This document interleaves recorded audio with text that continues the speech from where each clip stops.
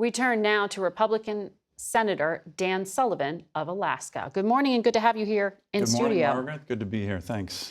You have said the U.S. is in the midst of one of the most dangerous times since World War II. We just heard from the House Intelligence Committee chairman saying it is imperative to get this aid to Ukraine. They run out of ammunition soon. Yeah. Are you confident Republicans can deliver this? Well, look, I voted for the supplemental, and I voted for the national security supplemental. And I did for a couple of reasons. The first one is what you just said, Margaret, which is this is a new era of authoritarian aggression. We got the dictators all around the world, Xi Jinping, Putin, Iran, the Ayatollahs in Iran, North Korea. They are working together. We need a strategic response to that at a very dangerous time. Second, the Biden administration, with regard to national security, has not been serious. They cut the defense budget every year, inflation-adjusted cuts. By the way, Secretary didn't mention it. They cut Homeland Security every year, too. Those are the two areas this administration consistently cuts, weakens our Homeland Security, weakens our defense. But this aid should be much more, in terms of how we talk about it, in terms of the supplemental. It's less a foreign aid package and more a package about rebuilding our own industrial capacity to build weapons for ourselves. Mitch McConnell talks about that, but it's your fellow Republicans in the House who seem skeptical because the Democratic votes are there. Part of the reason I'm on your show today is to talk about it because 60% of this supplemental, and look, it's not a perfect bill. The House can make it better. 60% goes into our ability to build weapons for America. Everything from nuclear subs.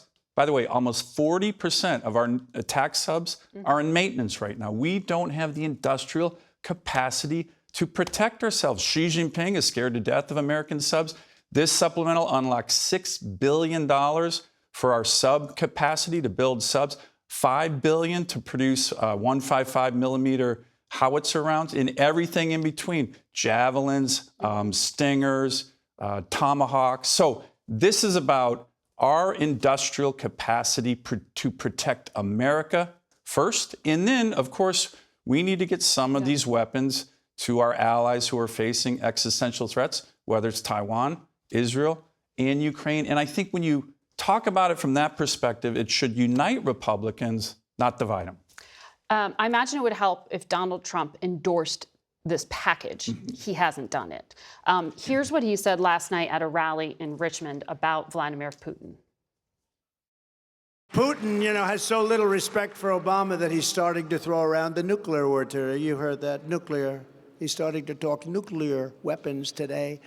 I was waiting for that to happen, but we have a fool as a president. He said, we will never leave until there is complete and total victory. We might be there for a long time.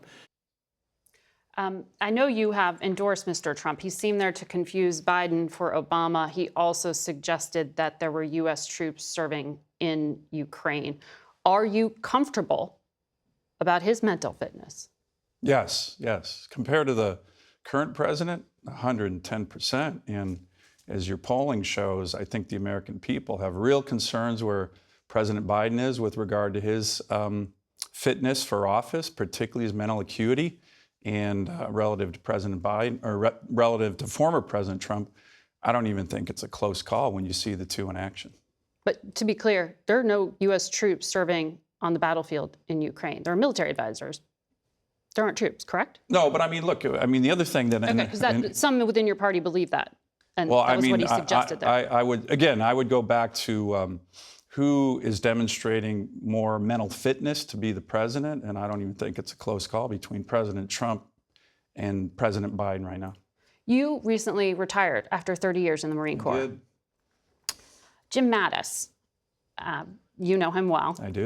Retired and revered general, wrote in his resignation letter from the Trump administration he had to leave because of a difference of views on treating allies with respect and being clear-eyed about competitors. Yeah. John Kelly, also retired Marine Corps general who served with Mr. Trump, described him as a person that has no idea what America stands for, has no idea what America is all about, a person who admires autocrats and murderous dictators.